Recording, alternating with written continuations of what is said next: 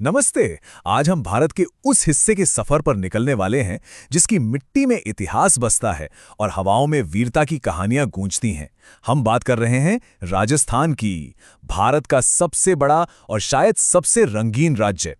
इस चर्चा में हम सिर्फ आंकड़े नहीं गिनेंगे, बल्कि समझेंगे कि आखिर कैसे एक रेगिस्तानी इलाका अपनी संस्कृति और इतिहास के दम पर पूरी दुनिया को अपनी ओर खींचता है। तो चलिए सीधे शुरू करते हैं। इस सफर को हम 5 छोटे लेकिन बेहद दिलचस्प हिस्सों में बांटेंगे।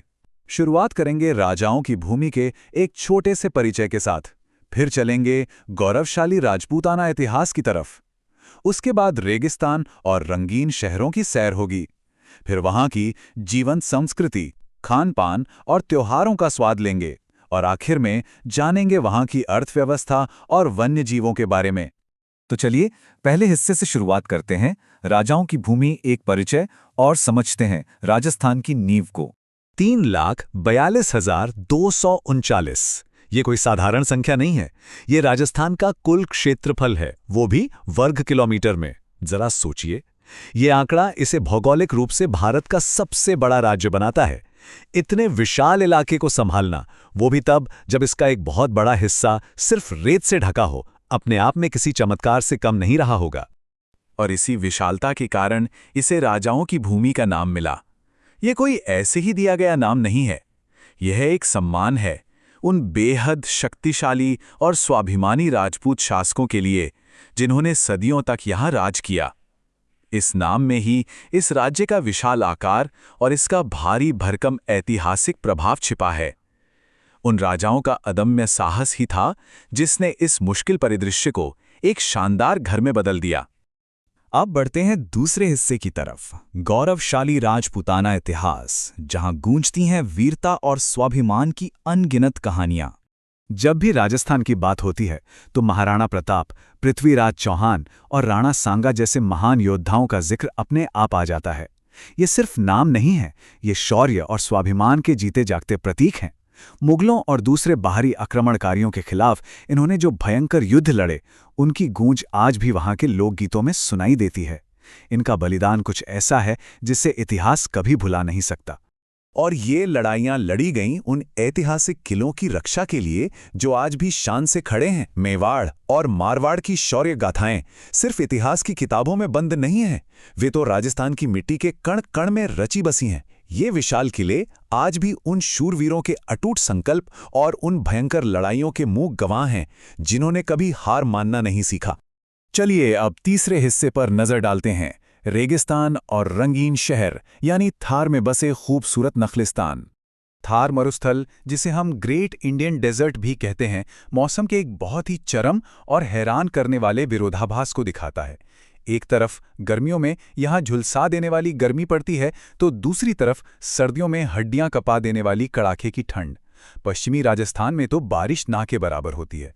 ऐसे मौसम को देख के किसी के भी मन में ये सवाल आना लाजमी है कि आखिर यहाँ जीवन कैसे पनपता होगा।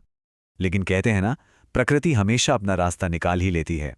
इस बेहद कठोर परिदृश्य के बीच से 3 प्रमुख नदियां बहती हैं, चंबल, लूणी और बनास। ये नदियां इस सूखे इलाके के लिए किसी बड़े वरदान से कम नहीं हैं। ये सिर्फ पानी के स्रोत नहीं हैं, ये इस पूरे राज्य की जीवन रेखाएं हैं, जिनकी वजह से इस तपते रेगिस्तान के बीच भी इंसानी सभ्यताएं पनपी और फली फूली। और इसी सूखे एक ही रंग वाले रेगिस्तान के बीच से निकलते हैं भारत के सबसे शानदार कलर कोडेड शहर। जयपुर को ही ले लीजिए, अपनी खूबसूरत इमारतों के कारण ये गुलाबी नगर कहलाता है, जहां हवा महल और आमेर किला मौजूद हैं।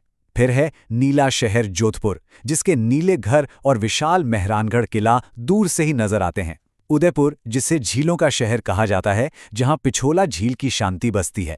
और अंत में जैसलमेर, हमारी स्वर्ण नगरी, जो अपने सुनहरे किले और रेत के टीलों के साथ चमकती है ना एकदम अद्भुत। और इन्हीं शहरों की शान बढ़ाते हैं ये विशाल किले, आमेर किला, नाहरगढ़ किला, कुंभलगढ़ किला, जिसकी दीवार दुनिया की दूसरी सबसे लंबी दीवार मानी जाती है, और ऐतिहासिक चित्तौड़गढ़ किला। ये कोई साधारण पुरानी इमारतें नहीं हैं, ये वास्तुकला के असली चमत्कार हैं। और सच कहूं तो यही वो विशाल संरचनाएं हैं जो राजस्थान को दुनिया के सबसे प्रमुख पर्यटन स्थलों में से एक बनाती हैं। लोग मीलों का सफर तय करके सिर्फ इस भव्यता को अपनी आंखों से देखने आते हैं। अब रुख करते हैं चौथे हिस्से का, संस्कृति, भोजन और त्योहार, ये है राजस्थान की असली और जीवंत आत्मा। ऐसा लगता है जैसे रेगिस्तान के फीकेपन को मिटाने के लिए ही यहाँ के लोगों ने अपने कपड़ों में ढेर सारे रंग भर लिए हैं। पुरुषों की वो रंग बिरंगी पगड़ी जो उनके सम्मान का प्रतीक है, साथ में धोती और कुर्ता। वहीं महिलाओं के बेहद चमकीले और खूबसूरत घाघरा, चोली और उन पर सजे भारी पारंपरिक आभूषण। ये पहनावा सिर्फ कपड़े नहीं है, ये उनकी पहचान है और उनके हमेशा खुश मिजाज रहने वाले स्वभाव का सबसे सुंदर सबूत है। और ये ऊर्जा सिर्फ कपड़ों तक रुकती नहीं है, ये यहाँ की लय और संगीत में भी गूंजती है। घूमर, जिसे आज पूरी दुनिया जानती है, कालबेलिया जो अपनी तेज गतियों के लिए मशहूर है, और चरी नृत्य। ये लोक नृत्य और राजस्थान की रंगीन संस्कृति को मंच पर एकदम जिंदा कर देते हैं।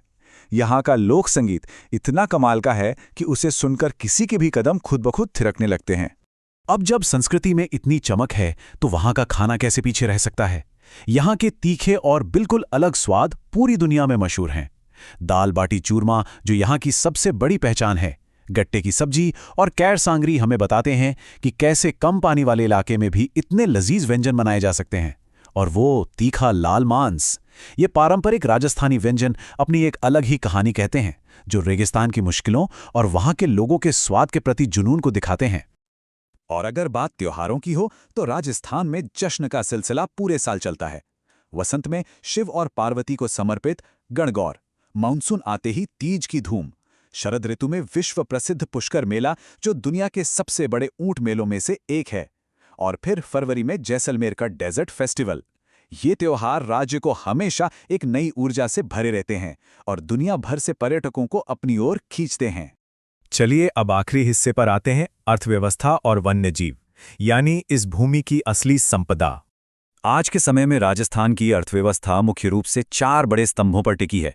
पहला है पर्यटन, जिसका एक बहुत बड़ा हिस्सा है और जिसके बारे में हमने अभी बात की। इसके अलावा हस्तशिल्प और कपड़ा उद्योग, जो यहाँ की पारंपरिक कला को दुनिया भर के बाजारों तक पहुँचाते हैं। और चौथा है खनिज उद्योग, जो सच में राज्य की अर्थव्यवस्था की एक बेहद मजबूत रीढ़ है। आपको जानकर शायद हैरानी हो, लेकिन राजस्थान को अक्सर खनिजों का संग्रहालय कहा जाता है। बाहर से देखने पर जो जमीन एकदम सूखी और बंजर लग सकती है, वो अपने भीतर कितनी अकूत संपदा छुपाए हुए है, ये इस एक नाम से साफ हो जाता है।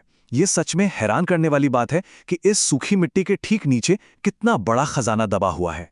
इस प्राकृतिक संग्रहालय में मार्बल, जिंक, तांबा और ग्रेनाइट जैसे बेहद मूल्यवान खनिज भारी मात्रा में निकाले जाते हैं। क्या आप जानते हैं, दुनिया भर की कई शानदार इमारतों में लगा बेहतरीन मार्बल या ग्रेनाइट अक्सर राजस्थान की इन्हीं खदानों से निकला होता है। ये खनिज संपदा साबित करती है कि ये राज्य भूवैज्ञानिक रूप से कितना ज्यादा महत्वपूर्ण है। और कमाल की बात यह है कि प्रकृति सिर्फ जमीन के नीचे ही नहीं, बल्कि जमीन के ऊपर भी पूरी तरह से मेहरबान है। रणथंबोर राष्ट्रीय उद्यान और सरिस्का टाइगर रिजर्व जैसे प्रसिद्ध अभयारण्य इस बात का पक्का सबूत हैं। यहाँ बाघ, तेंदुए और कई दुर्लभ प्रजातियों के पक्षी पाए जाते हैं। एक रेगिस्तानी इलाके में वन्यजीवों की इतनी बड़ी और समृद्ध विविधता का होना प्रकृति के एक बेहतरीन संतुलन का सबसे शानदार उदाहरण है। तो चलिए आज की इस चर्चा को समेटते हैं। हमने देखा कि राजस्थान सिर्फ भारत का सबसे बड़ा राज्य नहीं है, ये भव्य और कभी ना टूट पाने वाले किलों का घर है। ये जयपुर के गुलाबी और जोधपुर के नीले जैसे खूबसूरत रंगीन शहरों का घर है। ये एक ऐसी समृद्ध लोक संस्कृति का केंद्र है जो अपने नृत्यों और संगीत से पूरी दुनिया को मंत्रमुग्ध कर देती है। और हाँ, ये वैश्विक स्तर पर रेगिस्तान पर्यटन का सबसे बड़ा आकर्षण भी है। इस शानदार सफर के अंत में एक बहुत ही दिलचस्प सवाल हमारे सामने आता है। इतिहास, भूगोल और वास्तुकला सब अपनी अपनी जगह बेहद खास हैं, लेकिन जरा सोचिए, क्या राजस्थान की असली पहचान इसके उन पत्थर के ऐतिहासिक किलों में है जो सदियों से मजबूती से खड़े हैं, या फिर इसकी पहचान उस जीवंत संस्कृति और वहां के लोगों में है जो आज भी उन किलों में जान फूंकते हैं? इस बारे में जरूर सोचिएगा। इस विश्लेषण में हमारे साथ जुड़ने के लिए बहुत बहुत धन्यवाद। मिलते हैं अगली बार एक और दिलचस्प विषय के साथ।